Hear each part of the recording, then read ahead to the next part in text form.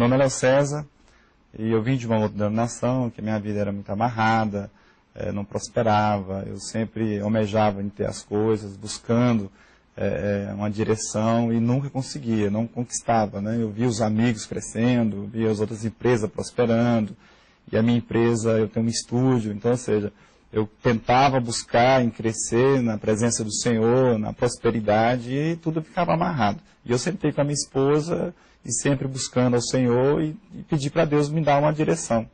E aí, logo em seguida, eu recebi um convite da minha sogra, que ela fazia as campanhas na Igreja Universal.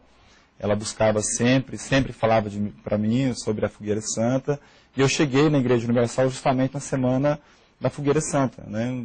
Eu lembro que o pastor sempre falava e eu ficava com as dúvidas sobre a Fogueira Santa. E eu busquei o Senhor, pedi para Deus me dar uma direção. E ali, através da Fogueira Santa, Deus começou a me prosperar. Começou a abrir as portas, Deus começou a direcionar os clientes, né?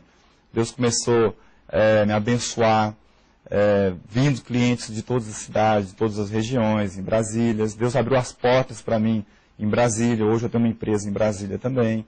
E através desse escritório, quando eu comecei a buscar mesmo, de verdade, que eu vi que a Fogueira Santa é um propósito do Senhor, que vem, né, que a resposta é imediata, Deus começou a me abençoar.